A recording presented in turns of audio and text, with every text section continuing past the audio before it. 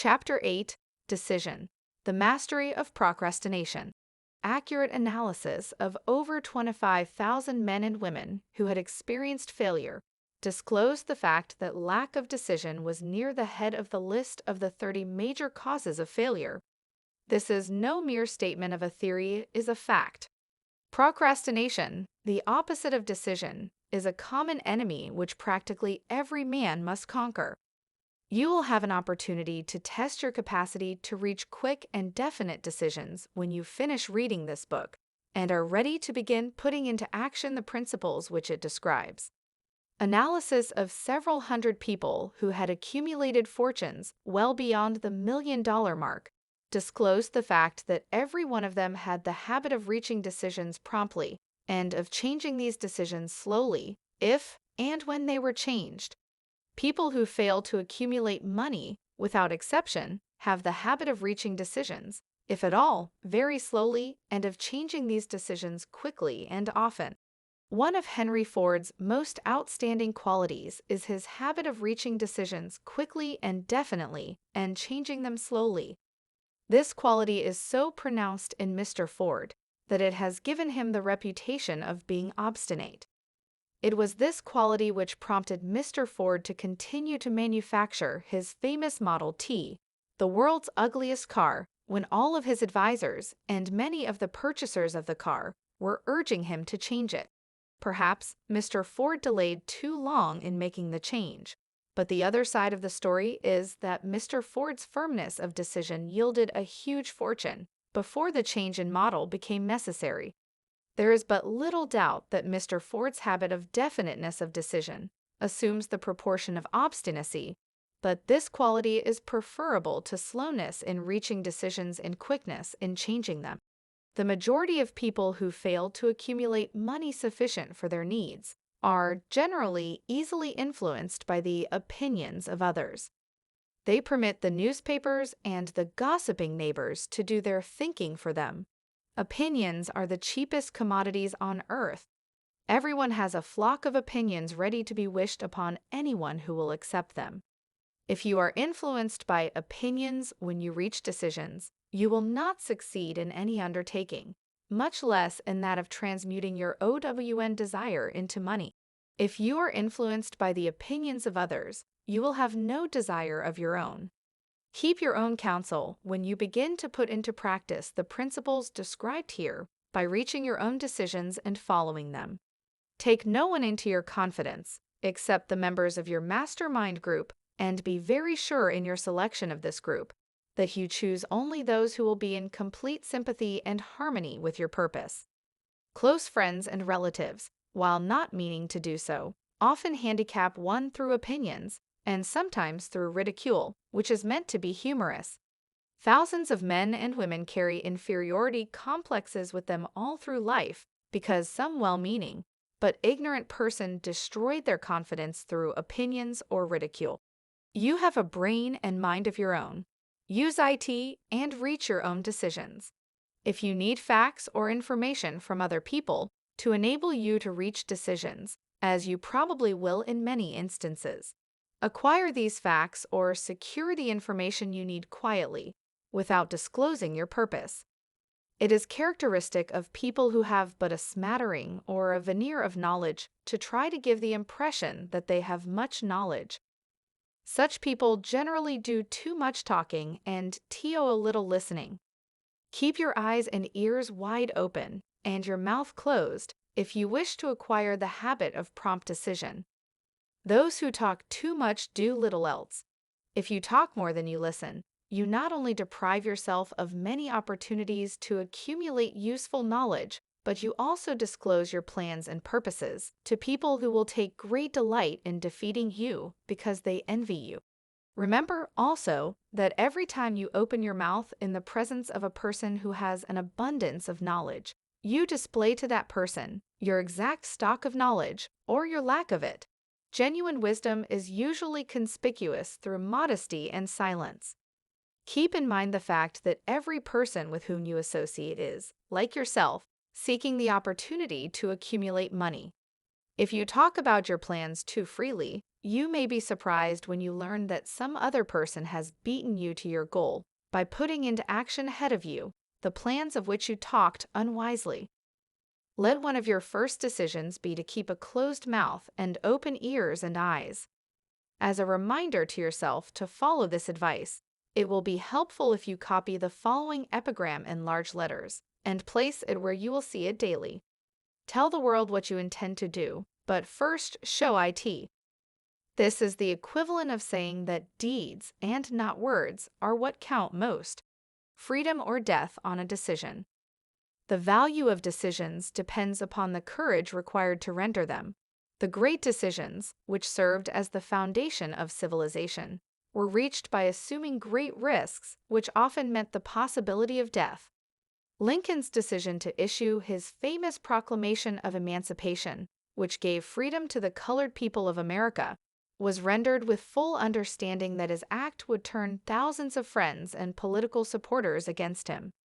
He knew, too, that the carrying out of that proclamation would mean death to thousands of men on the battlefield. In the end, it cost Lincoln his life that required courage. Socrates' decision to drink the cup of poison rather than compromise in his personal belief was a decision of courage. It turned time ahead 1,000 years and gave to people then unborn the right to freedom of thought and of speech.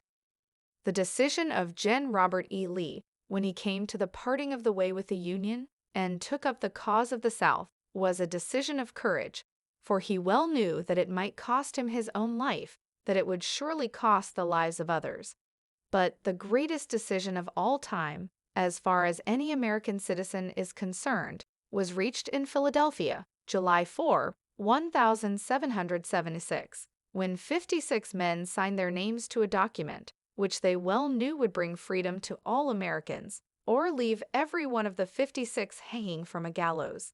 You have heard of this famous document, but you may not have drawn from it the great lesson in personal achievement it so plainly taught. We all remember the date of this momentous decision, but few of us realize what courage that decision required.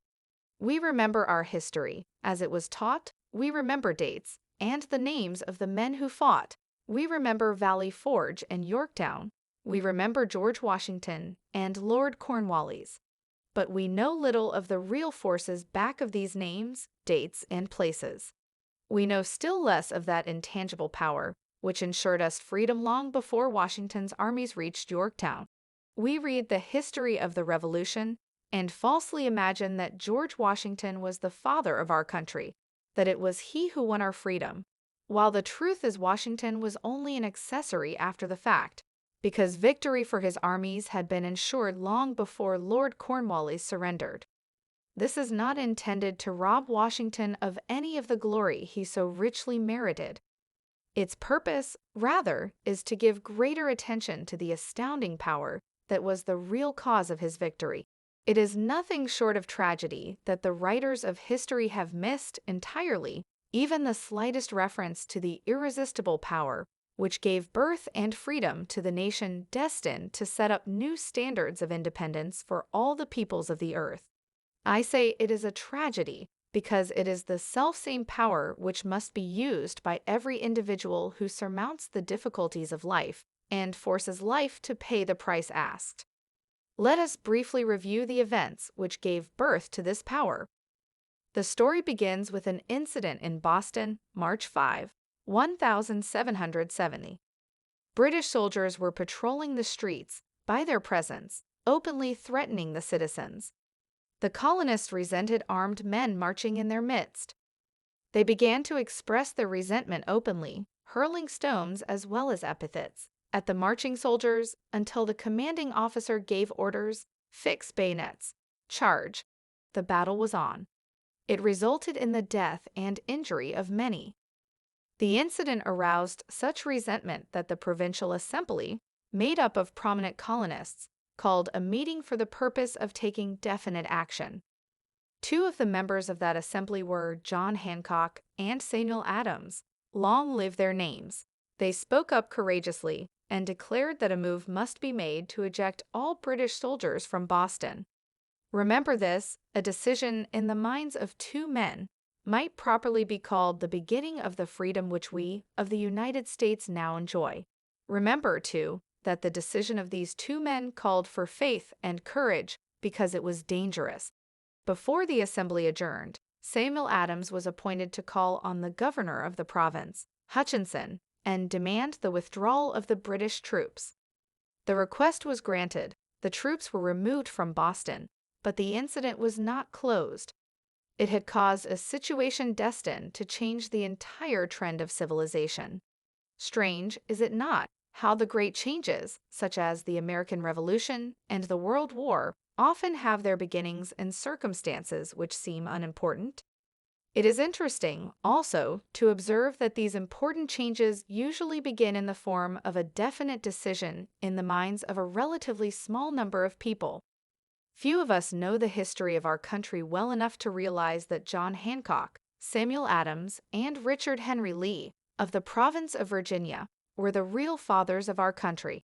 Richard Henry Lee became an important factor in this story by reason of the fact that he and Samuel Adams communicated frequently, by correspondence, sharing freely their fears and their hopes concerning the welfare of the people of their provinces. From this practice, Adams conceived the idea that a mutual exchange of letters between the 13 colonies might help to bring about the coordination of effort so badly needed in connection with the solution of their problems. 2 years after the clash with the soldiers in Boston, March 72, Adams presented this idea to the Assembly in the form of a motion that a correspondence committee be established among the colonies, with definitely appointed correspondents in each colony, for the purpose of friendly cooperation for the betterment of the colonies of British America. Mark well this incident. It was the beginning of the organization of the far-flung power destined to give freedom to you and to me. The mastermind had already been organized. It consisted of Adams, Lee, and Hancock. I tell you further that if 2 of you agree upon the earth concerning anything for which you ask, it will come to you from my Father, who is in heaven. The Committee of Correspondence was organized. Observe that this move provided the way for increasing the power of the mastermind by adding to it men from all the colonies. Take notice that this procedure constituted the first organized planning of the disgruntled colonists. In union there is strength. The citizens of the colonies had been waging disorganized warfare against the British soldiers through incidents similar to the Boston riot, but nothing of benefit had been accomplished. Their individual grievances had not been consolidated under one mastermind. No group of individuals had put their hearts, minds, souls, and bodies together in one definite decision to settle their difficulty with the British once and for all, until Adams, Hancock, and Lee got together. Meanwhile, the British were not idle. They, too, were doing some planning and masterminding on their own account, with the advantage of having back of them money and organized soldiery. The Crown appointed Gage to supplant Hutchinson as the governor of Massachusetts. One of the new governor's first acts was to send a messenger to call on Samuel Adams, for the purpose of endeavoring to stop his opposition by fear. We can best understand the spirit of what happened by quoting the conversation between Col Fenton, the messenger sent by Gage, and Adams. Col Fenton: I have been authorized by Governor Gage to assure you, Mr. Adams, that the governor has been empowered to confer upon you such benefits as would be satisfactory. Endeavor to win Adams by promise of bribes, upon the condition that you engage to cease in your opposition to the measures of the government. It is the governor's advice to you, sir, not to incur the further displeasure of His Majesty. Your conduct has been such as makes you liable to penalties of an act of Henry Roman VIII, by which persons can be sent to England for trial for treason or misprision of treason, at the discretion of a governor of a province. But by changing your political course, you will not only receive great personal advantages, but you will make your peace with the king. Samuel Adams had the choice of 2 decisions. He could cease his opposition and receive personal bribes, or he could continue and run the risk of being hanged. Clearly, the time had come when Adams was forced to reach instantly a decision which could have cost his life. the majority of men would have found it difficult to reach such a decision. The majority would have sent back an evasive reply, but not Adams. He insisted upon Col Fenton's word of honor that the colonel would deliver to the governor the answer exactly as Adams would give it to him. Adams' answer: "Then you may tell Governor Gage that I trust I have long since made my peace with the King of Kings. No personal consideration shall induce me to abandon the righteous cause of my country."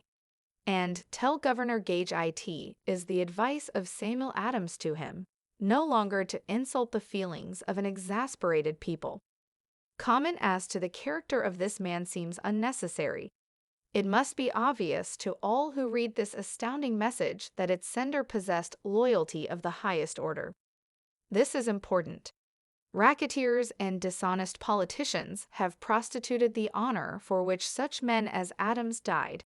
When Governor Gage received Adams' caustic reply, he flew into a rage and issued a proclamation which read, "I do, hereby, in His Majesty's name, offer and promise His most gracious pardon to all persons who shall forthwith lay down their arms and return to the duties of peaceable subjects, excepting only from the benefit of such pardon Samuel Adams and John Hancock, whose offenses are of too flagitious a nature to admit of any other consideration but that of condign punishment." As one might say, in modern slang, Adams and Hancock were on the spot. The threat of the irate governor forced the two men to reach another decision, equally as dangerous. They hurriedly called a secret meeting of their staunchest followers. Here the mastermind began to take on momentum. After the meeting had been called to order, Adams locked the door, placed the key in his pocket, and informed all present that it was imperative that a Congress of the colonists be organized, and that no man should leave the room until the decision for such a Congress had been reached. Great excitement followed. Some weighed the possible consequences of such radicalism, old man fear. Some expressed grave doubt as to the wisdom of so definite a decision in defiance of the Crown. Locked in that room were TWOMEN, immune to fear, blind to the possibility of failure. Hancock and Adams.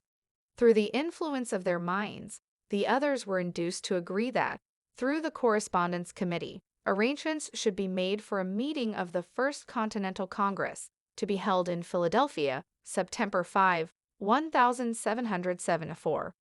Remember this date. It is more important than July 4, 1776. If there had been no decision to hold a Continental Congress, there could have been no signing of the Declaration of Independence. Before the first meeting of the new Congress, another leader in a different section of the country was deep in the throes of publishing a summary view of the rights of British America. He was Thomas Jefferson of the province of Virginia, whose relationship to Lord Dunmore, representative of the Crown in Virginia, was as strained as that of Hancock and Adams with their governor. Shortly after his famous Summary of Rights was published, Jefferson was informed that he was subject to prosecution for high treason against His Majesty's government. Inspired by the threat, one of Jefferson's colleagues, Patrick Henry, boldly spoke his mind, concluding his remarks with a sentence which shall remain forever a classic: "If this be treason, then make the most of it."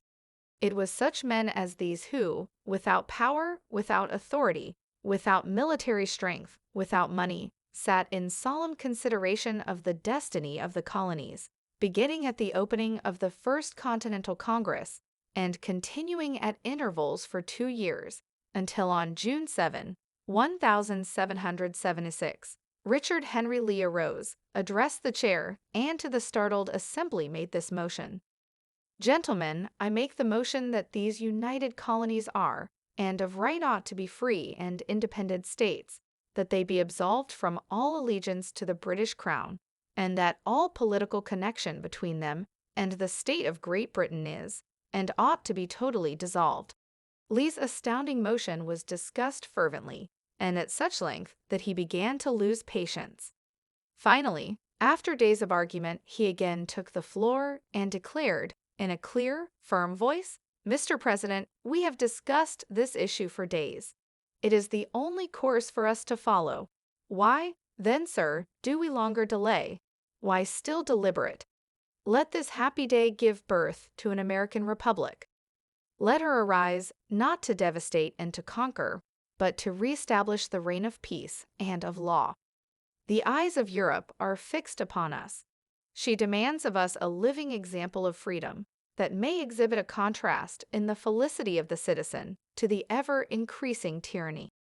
Before his motion was finally voted upon, Lee was called back to Virginia because of serious family illness, but before leaving, he placed his cause in the hands of his friend, Thomas Jefferson, who promised to fight until favorable action was taken. Shortly thereafter, the president of the Congress, Hancock, appointed Jefferson as chairman of a committee to draw up a Declaration of Independence. Long and hard the committee labored on a document which would mean, when accepted by the Congress, that every man who signed it would be signing his own death warrant should the colonies lose in the fight with Great Britain, which was sure to follow. The document was drawn, and on June 28, the original draft was read before the Congress. For several days it was discussed, altered, and made ready.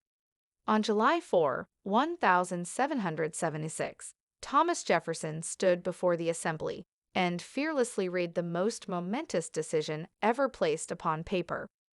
When in the course of human events it is necessary for one people to dissolve the political bands which have connected them with another, and to assume, among the powers of the earth, the separate and equal station to which the laws of nature and of nature's God entitle them, a decent respect to the opinions of mankind requires that they should declare the causes which impel them to the separation. When Jefferson finished, the document was voted upon, accepted, and signed by the 56 men, every one staking his own life upon his decision to write his name. By that decision came into existence a nation destined to bring to mankind forever the privilege of making decisions, by decisions made in a similar spirit of faith, and only by such decisions can men solve their personal problems and win for themselves high estates of material and spiritual wealth. Let us not forget this. Analyze the events which led to the Declaration of Independence, and be convinced that this nation, which now holds a position of commanding respect and power among all nations of the world, was born of a decision created by a mastermind consisting of 56 men. Note well the fact that it was their decision which ensured the success of Washington's armies, because the spirit of that decision was in the heart of every soldier who fought with him, and served as a spiritual power which recognizes no such thing as failure. Note also, with great personal benefit, that the power which gave this nation its freedom is the selfsame power that must be used by every individual who becomes self-determining. This power is made up of the principles described in this book. It will not be difficult to detect, in the story of the Declaration of Independence, at least 6 of these principles: desire, decision, faith, persistence, the mastermind, and organized planning. Throughout this philosophy will be found the suggestion that thought, backed by strong desire, has a tendency to transmute itself into its physical equivalent. Before passing on, I wish to leave with you the suggestion that one may find in this story, and in the story of the organization of the United States Steel Corporation, a perfect description of the method by which thought makes this astounding transformation. In your search for the secret of the method, do not look for a miracle, because you will not find it. You will find only the eternal laws of nature. These laws are available to every person who has the faith and the courage to use them. They may be used to bring freedom to a nation or to accumulate riches. There is no charge save the time necessary to understand and appropriate them. Those who reach decisions promptly and definitely know what they want and generally get it. The leaders in every walk of life decide quickly and firmly. That is the major reason why they are leaders. The world has the habit of making room for the man whose words and actions show that he knows where he is going. Indecision is a habit which usually begins in youth. The habit takes on permanency as the youth goes through graded school, high school, and even through college, without definiteness of purpose. The major weakness of all educational systems is that they neither teach nor encourage the habit of definite decision. It would be beneficial if no college would permit the enrollment of any student, unless and until the student declared his major purpose in matriculating. It would be of still greater benefit if every student who enters the graded schools were compelled to accept training in the habit of decision and forced to pass a satisfactory examination on this subject before being permitted to advance in the grades. The habit of indecision acquired because of the deficiencies of our school systems goes with the student into the occupation he chooses, if, in fact, he chooses his occupation. Generally, the youth just out of school seeks any job that can be found. He takes the first place he finds because he has fallen into the habit of indecision. 98 out of every 100 people working for wages today are in the positions they hold because they lacked the definiteness of decision to plan a definite position and the knowledge of how to choose an employer. Definiteness of decision always requires courage, sometimes very great courage.